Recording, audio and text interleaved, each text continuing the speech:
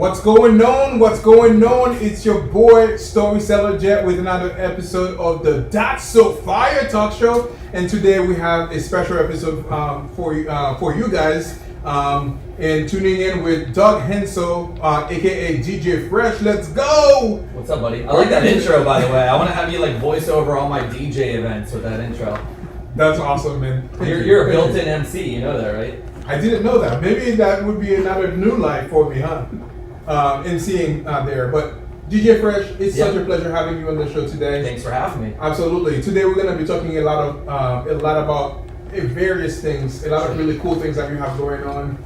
From DJing a bunch of really cool and awesome events, including the Super Bowl. Yeah. From launching like an agency right now that is crushing it, Flying Boat Agency. Yeah. And also from like developing games as well. That's pretty cool. Yeah. So a lot of things to keep my ADHD at bay. So yeah, we're just staying busy out here. That's awesome. So let's start by doing a quick introduction of who Doug Hensel is, aka DJ Fresh, and let's dive in deep into the conversation today. Sure. So, born and raised here in the beautiful Tampa Bay area.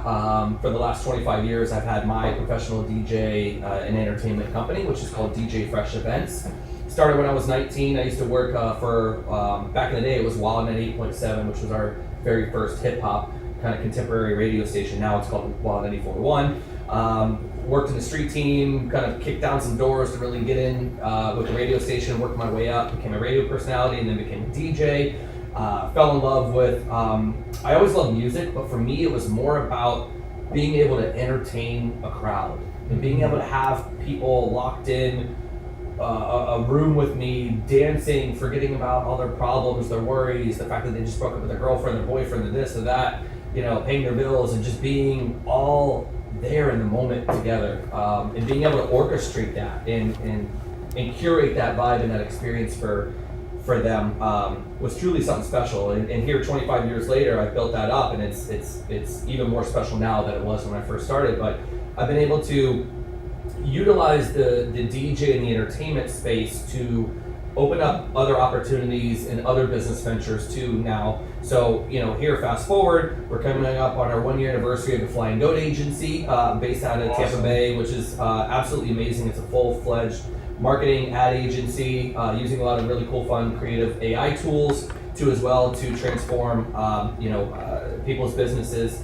And we have a video game development company that I'm a partner in too, called PlayPal Studios, which we develop immersive games and experiences on the Roblox video game platform. So we actually just last month launched a huge game and activation and even concert experience with The Weeknd. The Weeknd. Wow, that's pretty cool. Yeah, so that was a massive project for us, and it was a little over a year in the process for that.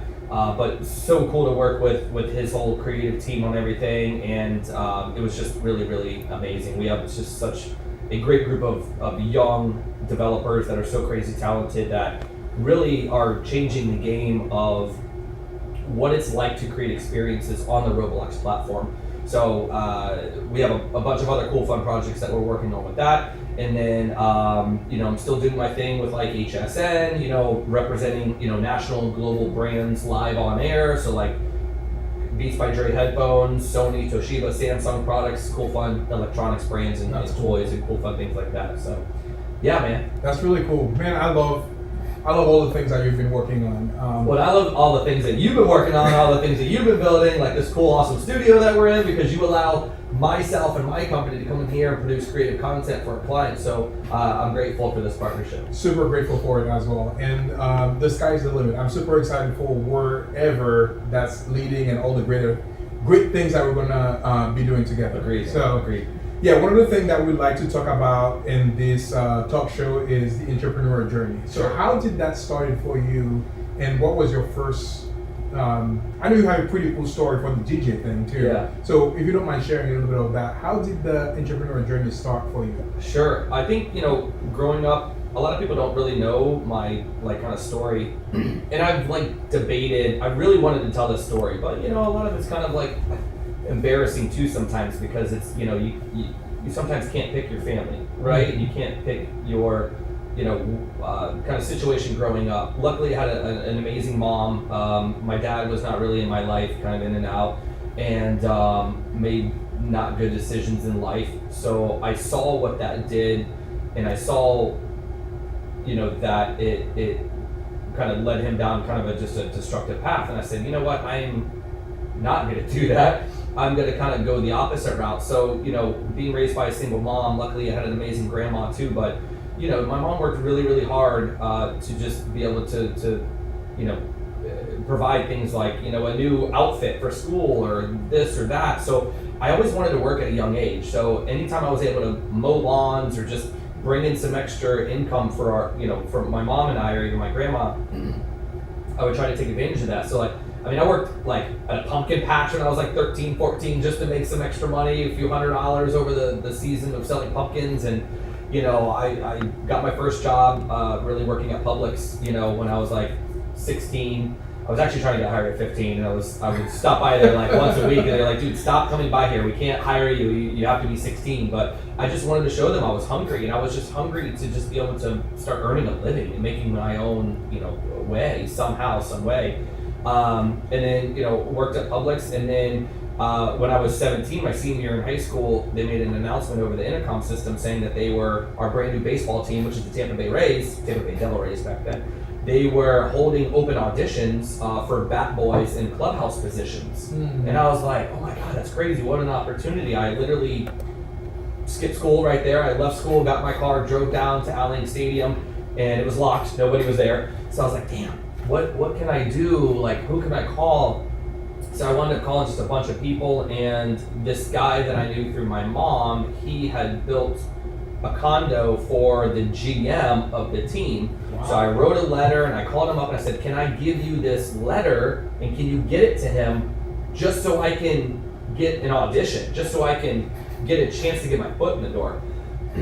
So luckily he did that. They let me come down there. There was 300 some kids that were trying to apply for this position. Yeah. And it was wild, man. I was just 17, senior year in high school, but I played baseball growing up. And then, I walk in the clubhouse for my first thing, and there's Wade Boggs and Fred McGriff and all these iconic baseball players that I grew up watching and idolized. And I was like, all right, don't be unprofessional. Handle your stuff. Don't ask him for an autograph. And I just went in there and I just busted my butt. And I was the first one there, last one to leave. And they would keep telling other kids all right, you don't have to come back. We're not going to hire you. And they kept asking me to come back. And then I would go up to every ball player and say, hey, my name is Doug. If there's anything you need, I got you. Any errands you want run, whatever you need, I'll do it. Just to let them know that I was comfortable with them and that I treated them like an equal, and then I wasn't starstruck. Yeah. Because once you're starstruck in any kind of celebrityism, sports, entertainment, you're done. Yeah. But once people feel comfortable around you, then they trust you. So I wound up, getting hired after spring training, and then I became one of the team's first bat boys and clubhouse guys, and taking care of all the players. And then fast forward 2008, became the team's official DJ, and then that's what led into DJing in stadiums.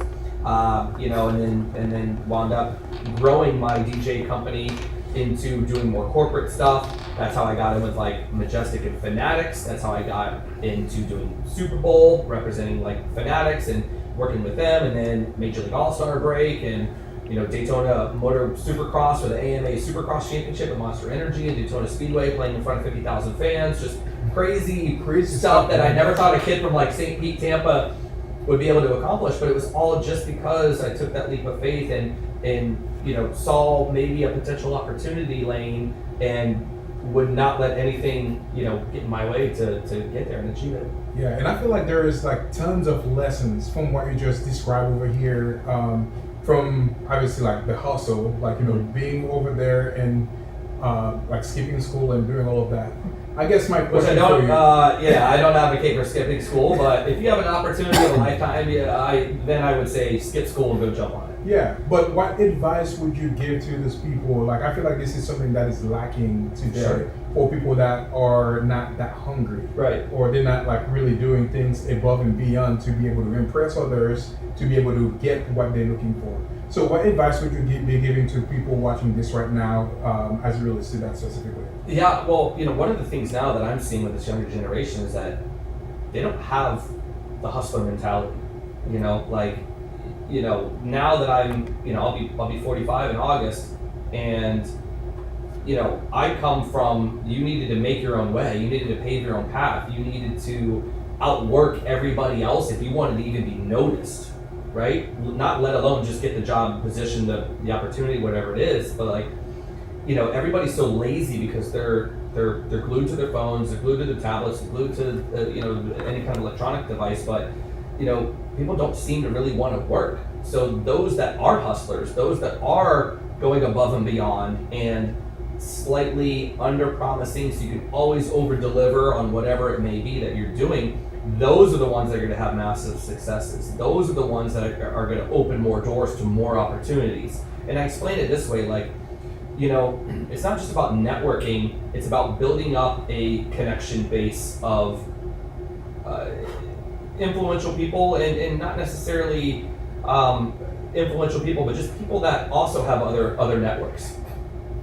If you know 100 people, but I know 1,000, who do you think is going to have more opportunities? The people with the 1,000, for sure. The person that has 1,000 people in their network, right?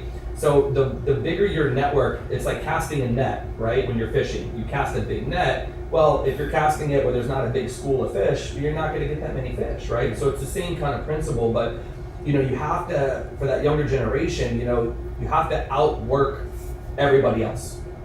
So as hard as you think you're working, know that there are tons of other people out there that are working harder. You just don't see them. Yeah. So you have to literally outwork yourself and outwork what you think other people are working if you want to become the best at your craft or whatever that may be that you want to do. Yeah, for sure, absolutely. So you've been able to do a lot of really cool events with DJ Fresh, including the Super Bowl, for the bigger teams here in Tampa Bay. What is it like to be able to play at that higher level? Yeah, it's wild.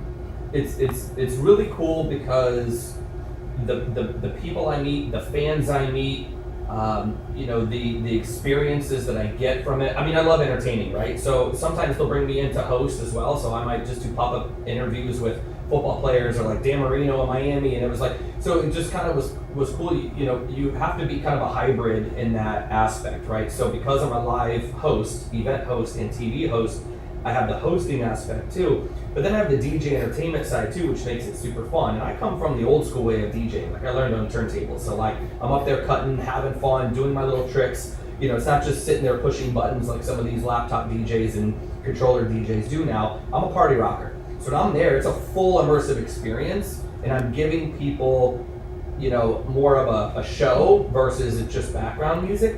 But I love engaging with the fans and talking to them, or they'll come up and talk to me because I'm approachable. And I feel like that's how you have to be.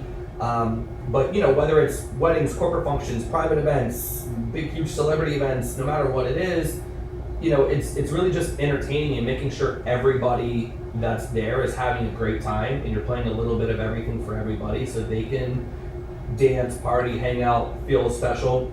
Or even like Super Bowl, when people are shopping and getting their custom jerseys, or at the MLB All-Star break and stuff like that, you're providing a great experience at that fan fest, right, where everybody's getting all their cool fun stuff and the families are shopping and hanging, right? You have all the different brands there. That's kind of like a different vibe than if I'm playing, like Rays Stadium, and I've got like a minute or a 2 minute hit where I gotta pump up the fans and get everybody energized, and we got 20,000 or 30 or 50,000 fans if it's Daytona Speedway. It's different because then I'm executing that crowd pump-up experience for that short period of time before they go back into their program of maybe rider intros, or they have to do an interview or whatever it may be. So yeah, it's been really cool to grow this over the last kind of 25 years and really be able to be asked to be a part of these events. It's always a humbling experience. Yeah. I walk into this big convention center and I'm like, oh my gosh, I get to play here. Or I walk into the stadium like, oh my gosh, I get to play here. Like, just some wild stuff that I never thought I'd be able to do. And, I always walk into whatever space it is, and I just sit there and I look around and I take a big deep breath and I go, yeah, man, you worked your ass off to be here. Like, you deserve to be here. Yeah. And it's like just a cool, humbling feeling. Absolutely. So I know a lot of people when they are like growing, and obviously that comes with a certain amount of stress or a certain amount of. You ain't lying. Yeah, that's why I got no hair and I'm going gray. Yeah. So working on the Super Bowl level, how did you deal with stress? It's wild. I think when you become really talented at something, whatever that is, the stress level goes away as far as doing that job or that performance or that task or whatever you're doing. The stress, I think, comes from, I'm a family man. I have an amazing wife that supports me, 2 amazing kids. That's the stress. The stress is the balance of life and how you balance that. How do you balance having a career as an entertainer, but then an entrepreneur and having multiple different companies that you have to give your attention to, and then go, oh crap, I got a family too. Yeah, I need to be home for dinner. I haven't seen my family in 2 or 3 days. Like, the stresses comes with the balance of life of balancing everything from your workload to your family life to what, I need personal time too. People are always like, well, how do you do it? And I'm like, well, if you don't understand and can't grasp the balance of life, you know this too, right? It's like, well, Jet needs his time with his boys, right? We need that camaraderie. Jet needs his alone time. Sometimes Jet just needs to go and turn it off, maybe watch a movie or just decompress and lock yourself in a room, and I don't want to talk to nobody for 3 hours. Yep. I have to do that a lot because I'm overstimulated because I'm in crowds of people all the time. But then you have to have time with your significant other, right? One-on-one time. Then you have to have time with your family. Then you have to have time with each individual kid too, because you have to have the one-on-one time. So there's a lot of balancing that has to go into being happy at life, right? And that's I think that's where the most stress is. But it's wild, man. Like, I remember the one time I had kind of a mini panic attack. It wasn't in a big crowd. It wasn't a stadium. It wasn't a big nightclub. It wasn't like playing at Live in Miami. It wasn't like. The one time I had like a mini panic attack was a charity event. Interesting. It was a charity event called Raise on the Runway that we do in conjunction with the Children's Dream Fund, which are, for the most part, terminally ill children who are basically, we are raising money to be able to give them their dream that they can go on with their family, whether it's go to Disney World, whether it's go meet a celebrity, or whether it's go here or there, go see someplace before ultimately maybe their disease overcoming their body and them ultimately not being with us anymore on Earth here. And it's such an amazing organization. But I was getting ready to host the Rays on the Runway, which we have our Tampa Bay Rays that support us. So the Rays players are walking with these dream children down a runway, and it's a really cool thing. But we raise money and we raffle off gift baskets and all this cool stuff. But I started freaking out, literally having like a backstage like a panic attack. And I never had one because I type A personality. You're on the go. Like it doesn't really happen as much, I guess, to maybe somebody else who would be a little crowd shy, I guess, if you will. Sure. And it was our one of our top pitchers at the time, Chris Archer, and he put his hand on me and he's like, "Fresh, dude, you do this all around the country. You play all these big shows. You entertain people." He's like, "Dude," he's like, "this is just another.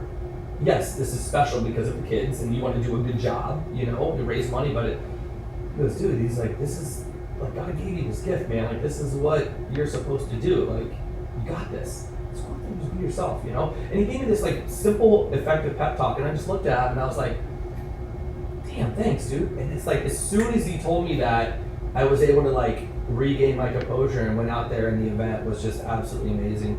But, even people that are in the entertainment industry and used to performing and being in crowds and stages and all that stuff, they still sometimes have to deal with the stresses too, man. Yeah, I guess my follow-up question to that is for anybody out there that is dealing with stress or even like a mild Panic attack, Panic breakdown, attack, or this, breakdown. that, anxiety, yeah. what advice would you give them? Yeah, so look, everybody's different, right? You know, I've got family members that battle depression, bipolar, anxiety, I mean, you name it. And I have a lot of friends too. A lot of friends that I have to talk to that are going through a lot right now, you know, whether it be a divorce, whether it be a loss of business, whether it be just not knowing how to deal with their mental situations, right?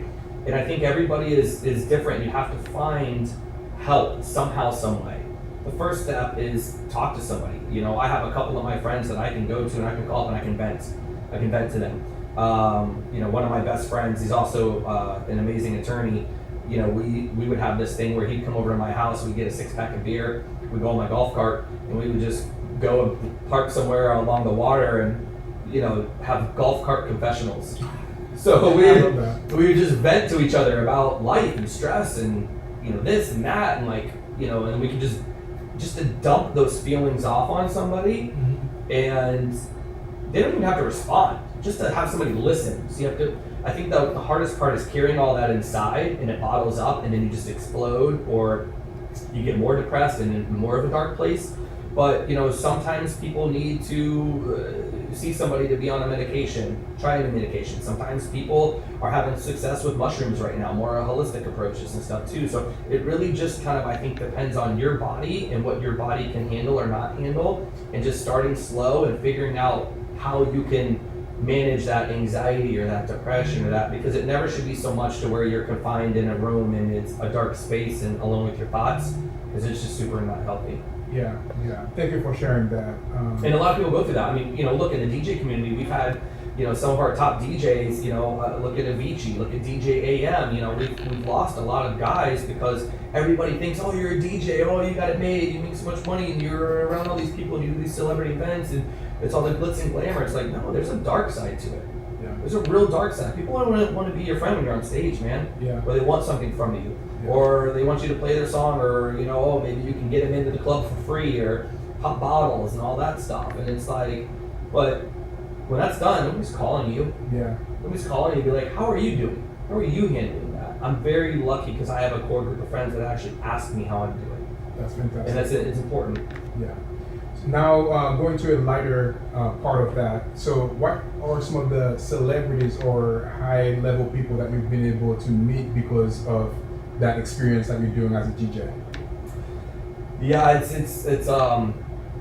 it's pretty broad, man. I mean, Pitbull was one of my favorites. We did an event with him back in 2008, I think 2009, at Vintage Ultra Lounge, and we just hosted an after party for him, and he came up in the DJ booth and was like, yo, man, I've never heard anybody playing these mashups at the time, right? This is crazy. Where'd you get this music?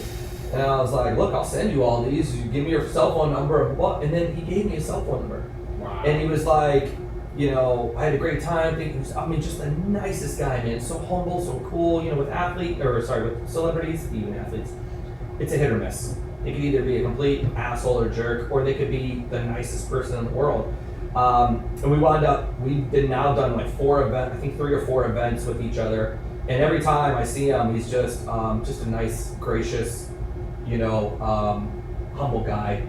We hosted, you know, Rihanna, Chris Brown, right before their crazy situation, so it was a weird time. Not all celebrity events and stuff, you know, are healthy or positive ones, but a lot of great stuff for athletes. You know, wound up meeting Kevin Hart when I was doing the MLB All-Star stuff. We chopped it up for a while. Jamie Foxx, hands down, is one of my favorites. We've done multiple MLB All-Star parties and events together, and he's just such a funny, charismatic, entertaining dude. And you know, once again, that opened up because I seized an opportunity. I was in San Diego for the All-Star break back in 2017 or 18, and he's hosting, and he's bringing people up on stage for a dance contest. And then I just got there late because I was exhausted because I was doing like these 12-hour days of like fan fest and interviews and stuff like that. And my client was like, get up there, Dan, get up there. And I was like, oh, and I was trying to make a good impression because it was like my second year like doing this with the client, and I was like, all right. So I just get up there, and I was like, I'll enter the dance contest, you know, or whatever. And I'm like suited up, dude. Like I'm looking like good, and I'm like, what am I doing? But I was like, you know what? I'm just gonna be a goofball, and whatever happens, happens. So I wound up just crushing it, destroying everybody. I got him laughing. There's like pictures of him and I hugging on each other because we're laughing so hard. Because I'm like, I told the DJ, hey, play some like 2 Live Crew for me, and I want to like do some booty bass, like old school Miami. We're gonna scrub the ground, like we're gonna like take it back to the old days. And the DJ was like, word? And I was like, yeah. I got video of this, it's hilarious. And then we actually wound up becoming friends, and he's like, bro, that was awesome, blah, blah, blah. Like, and then so everybody remembers that. Mm-hmm. Now, like when we see each other, we always revert back to that because it was just a memorable moment, because I created that fun, memorable moment with just being a goofball. But not caring about what anybody thought of me. Like I didn't care. I just wanted to impress and make a good, you know, kind of first impression with my client. Absolutely. That's awesome. Now talking about DJ events that you've been doing, you've recently hosted one for our mutual friend Ryan. Ryan Bangin, yes. Yes, let's go. And it was all about content. Yes. Can you share a little bit about like, you know, some of the top things that you've learned, since we both are in content and yes. some of the things that you've learned from Ryan's event? Yeah, so Ryan, what an awesome self-made guy. You know, it's cool because Ryan used to come out to all of my big events and support me. And, you know, he was like this kind of punk rock alternative kind of kid with the crazy messy hair, the tattoos and all this stuff. And to watch him grow his company, you know, has just been so cool. I'd love to see other people win, man. You know, that's the thing. I mean, I think more people need to support each other. And he has, you know, what's called the Attention Summit, right? How do you get attention, right, with content? How do you get more attention? How do you go viral? How do you, you know, what is the right way to film your content? What are the best hooks to use? Do you have a call to action? You know, like, you know, how do you post? When to post, right? There's so many different nuances to content and being successful with content and running content strategy for clients, not just yourself. But he brings in all these, you know, heavy hitters and industry professionals that get billions of views. And I even sit in that room because like I just provide, you know, the entertainment for them. I hype up people when they go up there, play the music. I make it a vibe, right? Yeah, and that's what makes that event super, super cool. But he's got people from all over the world that come to his event. And, you know, we just kind of sit back there and we look, and I'm like, dude, look at, pat him on the back. I'm like, look at what you built, bro. Yeah. Like, this is crazy. But people just get so many, like there's a WhatsApp chat now that just keeps going off every day and everybody's still fired up. And this event was like a month ago. Yeah. And everybody's still sharing advice and tidbits because it's not competition, dude. Like I'm not trying to steal your follower base. Yeah. I'm not trying to do what Jet's doing. If anything, I want to see how I can help Jet and help what Jet has built with his companies be more successful. Yeah. I need Jet. I need your studio. I need your resources because I don't have I wish people could see it. Oh yeah, you guys, yeah. Let's go. You do have goosebumps. Yeah. But you know, but I feel like that's how it should be, right? Like if I shake your hand and say, "Yo, I want to work together with you," or "Yo, let's do this," well, put up or shut up, man. You know what I mean? It needs to be that way. You know, and it's nice that I can have this be a home base too. I can bring my clients in. My clients are wild. You know, we can do cool, fun stuff together like this. I know we've been talking about doing this for a while, and we haven't had a chance to chop it up because we're both busy. But, you know, Ryan's one of those guys too, man. And he wound up moving into my neighborhood, and then we got flooded, and it was just this whole hurricane. So he and his family have been through a lot. But one thing I love about that dude, he doesn't let it bring him down. You know, he just keeps going. He keeps pushing, and then he tells the story. He's authentic to the core. He's like, hey, here's my house. It just got destroyed in the hurricane, and you know, I don't really have a place to live, but we're just gonna figure it out. Blah blah. Blah. And I'm like, and then boom, because he's real, his content, millions of views. Yeah, it's wild. For sure. And one of the key things you just talked about is one thing that I've learned from a really great friend of mine about a month or two ago. Obviously, I've lived my life that way, but he put it in such a nice way, and I was like, yeah, that is it. He says the best collaborators win. Oh, 100%. Yeah, so yeah, that's why I've really enjoyed working with you. And literally, we got flooded here during the hurricane, a little bit of water, but we had to cut every single walls down in this place. And then I had a really dear friend of mine, Gary Harper, a coach of mine. He did present at that event as well. Mm-hmm. And he was in town, and I wanted to chop it up with him and do a podcast. And he was meeting with Ryan. And Ryan literally opened his whole space for me, no charge. Yeah. For me to be doing the podcast with my friend that was like already meeting with him. So like I love his heart, and shout out to Ryan. Ryan, dude, we love you, bro. You're a real one, man. You're a real one. Yeah, it's pretty awesome. So the best collaborators when like this space when we're building it up, like I would have just like, hey, I'm only gonna be holding it for myself and not letting other people come and use it. Yeah. But I get so much joy like having you come here and shooting with your clients, and I mean that was the dream. Coming to reality. So. Well, yeah, and I think that's the cool part, right? Is that you have a dream, you build a dream. Now you have to execute that dream, right? How do you make that dream something that other people can utilize and be a part of? And that's what's so special about the collaborative nature. Some people just can't collaborate with, man. Yeah. They don't share the same ethical business views. Some people are shady, and you do have to kind of tread lightly sometimes, right? Not everybody's a stand-up person, human, business person. I've gotten multiple phone calls lately about this other group that is out there producing content, and just because we're friends on social media, that they asked me about him to try to get inside scoop and stuff, and they're telling me like his process and what he does and how he hacks and all this stuff, and like trying to charge an arm and a leg, but there's no deliverables list. Like, and I'm just like, wow. And I don't badmouth. I just say I don't know him like that or them like that. But for me, I'm like, dude, you're gonna get yourself out of this market. Like, people aren't gonna put up with that. This is a small town, small community, small area, with a big town feel. But you'll get excommunicated from the Tampa Bay area really, really quick by just not practicing good business ethics. Yeah. So I think the collaborative nature of the good people sticking together have crazy power, dude. Absolutely. Crazy power. Yeah. To be able to do great things in the community and help these small and medium and large size businesses grow. Yeah, and I think that I don't know if it's an idiom or whatever, or saying rising tides lifts all ships. Yeah. That's something that people say, like when we come together, like we do like greater things together. Right. So now let's transition to talking about Flying Goat Agency. What is Flying Goat Agency? What are some of the things that you guys are doing? And what are some of the really cool things that you've been putting out? Yeah, so the Flying Goat Agency is it's so wild every time I say Flying Goat or hear somebody say Flying Goat Agency, because there is no flying goat, right? It's like, do pigs fly?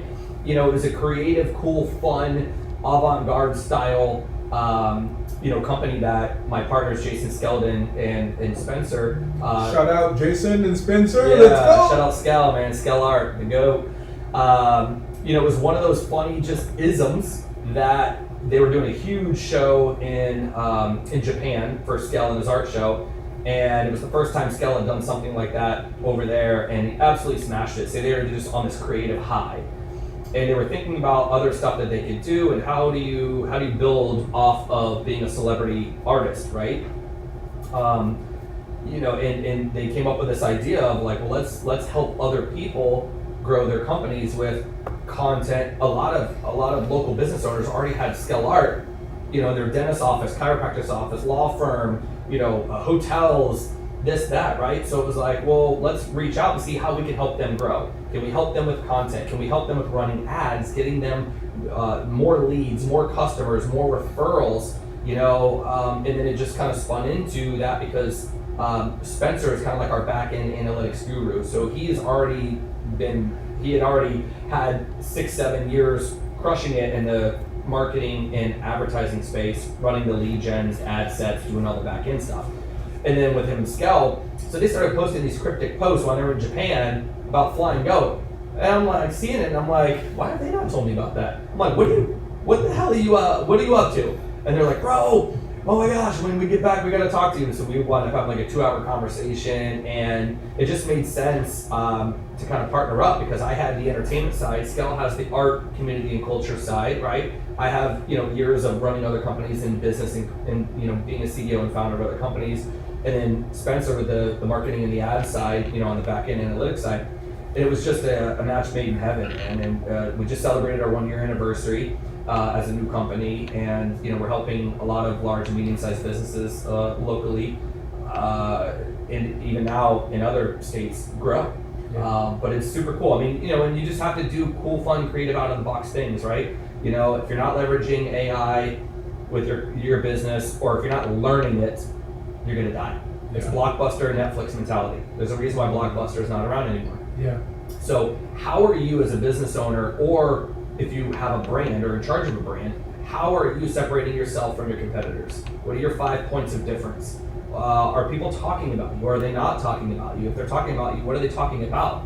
And you better hope that they're talking about you in a positive light, because those people are your salespeople without you even knowing. Absolutely. When we're not in a room, who's talking good about you? Yeah. Who's talking good about your brand, your product? Oh my God, you have that too? Oh, I try this, I take this, and I've been taking this, and it's amazing. It's from a local company, and they source it locally, and blah, blah, blah, blah, and that kind of thing.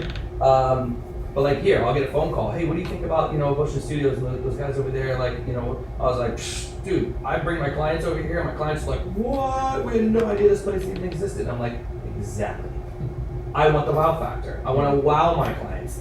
Yes, can we create amazing, dope content and have them look amazing on camera? 110%. Yeah. But it's the wow factor, and it's that white glove treatment that separates just, a service from an experience. Absolutely. And that's the difference. That's totally the difference, and that's what I've been trying to do over here. Like, I could have just stopped with the LED wall and No, you're doing it. You're not trying, bro. You're doing it. Yeah, and then you're doing it. Yeah, taking all of that and trying to build all the different rooms and the different Yeah. experience, and I mean, it's just the beginning. Oh, it's always a work in progress, man. It's There like, is- it's like owning a house. Exactly. That work's never done. Yeah, I have some other big plans and things that I'm working on that's gonna be even even better. So Love it.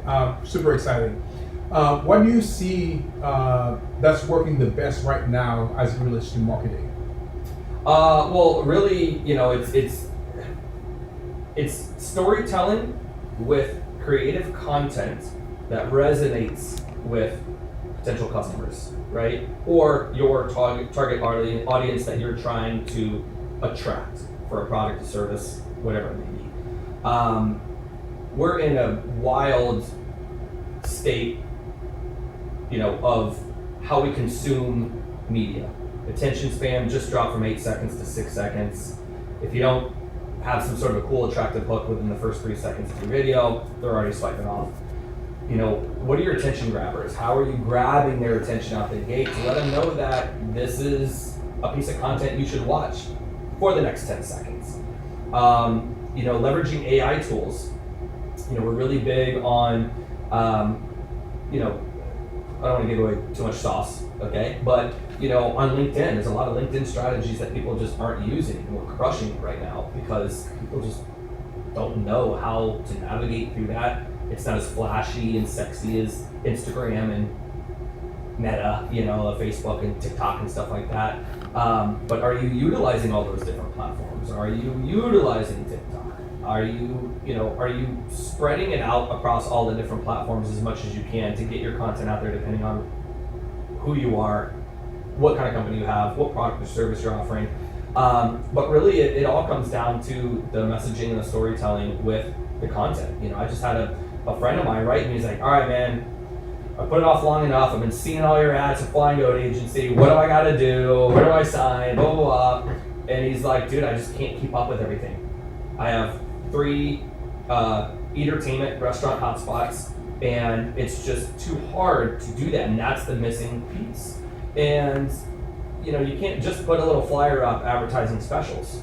If you're running specials and you want to draw people in to maybe a new menu item, maybe a new drink menu, well, you almost have to do a mini launch of that, but you got to do it in a cool, fun video way. Maybe it's a TikTok viral trend style way that a Ryan Mangan would easily, do, but maybe it's just getting some of your bartenders that have a personality, reenacting a fun skit or talking about it, and having good, attractive content of how the drink is being made to make people thirst for it.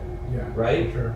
So, there's multiple different ways, but it's like, we love the challenge. We have attorneys, we have a podiatrist, foot doctor group. We have, from one end of the spectrum to the other on clients, but in industries that aren't normally sexy and known as being cool or maybe trendy, or they're not a brick and mortar store you can go hang out or visit. It's not like a cool chic coffee shop. How do you make those businesses, how do you make that brand, that company cool, fun, and attractive?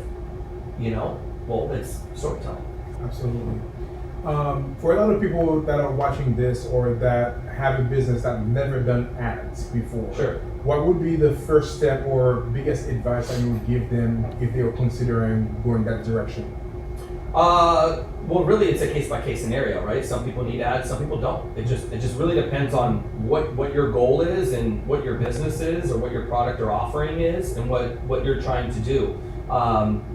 You know, you can, if you don't know what you're doing, you can waste a lot of money and go bankrupt with running ads that aren't effective and not knowing how to do it right. So the first thing would be just to talk to somebody who you know, understands what running true marketing ads are like, especially, you know, on Meta right now. You know, do you need SEO, right? Maybe you just need some Google ads, right? Or Google AdWords and things of that nature. So you know, there's not a one-stop shop. You know, every business or every product or service is a little different depending on what they already have in place. Or if they're a new business, then yeah, they may have to kind of start everything, you know, fresh. It just depends on kind of where they're at, what they're doing, and what their end objective goal are. You know, we're crushing it right now with insurance agents. You know, insurance agents, we found this kind of pocket with one of our clients, and then we had just crazy success with her, and she was like, I want to turn you on to my whole other region, and I'm going to introduce you guys to the Tennessee region and this and that and that. And they have like 5,000 agents, and now we're like, holy smokes. So we've had to build up a whole other division of Fly Good Agency to just service insurance, because there's so many people that need health insurance, life insurance, and want advice from people who aren't scummy salespeople. Yeah, for sure. You know, so we're having to run these targeted ads that relate to people about problems in their life or health issues maybe in their life that they thought about, and that they just need to feel comfortable with somebody that they see talking to them and go, I would trust that person with putting together a life insurance policy for my family so that if something happens to me, I know that my family's protected. Absolutely. Or health insurance, right? Yeah, for sure. So yeah, for the people that are watching this, and thank you for all the people that tuned in. This was an impromptu talk show today. Yeah, he asked me literally like 5-10 minutes before, hey, you want to go live? You want to finally get? I was like, well, we're here, man. Let's just do it. Rip the Band-Aid off. Let's go. Let's do jump it. Right in. Yeah. So we didn't even have time to put nice shirts on. Yep, absolutely. Which means we definitely need to have a part 2. This yes, was just we'll dress up a little bit for that one. Yeah, for sure. I do have a client coming in right now, so time is money, baby. I want to get out of here. Let's go. Yeah. For the people that are watching this that are interested in learning more and even thinking about hiring you as DJ Fresh, or even Flying with Agency, how can they get a hold of you? Yeah, so socials are the best thing, obviously. So, you know, DJ Fresh Events is my handle. The Flying Goat Agency is our other handle, and then Play Pal Studios for our cool video game development company for all you gaming nerds out there. And we didn't even get to touch on that at all. No, it's okay, we can talk man. about it's that just, later. you know, yeah. We'll save that for part 2, part 3. We're gonna have a lot of different parts, Jim. Yeah, I think what you need to do is just like show up here all right. every Monday, time, Friday, every Monday to Friday, without telling me, and then we're just gonna be like chopping it up. Well, I'm every gonna time. tell you, normally I always have a case of the Mondays. This has been the best Monday I've had in a long time. Let's so go, I really baby. Appreciate it. Awesome. Yeah, thank you, brother. There you have it. Thank you guys for tuning in, and I hope that you learned a lot from DJ Fresh here. And let's go, baby. It's fire. You need like a man.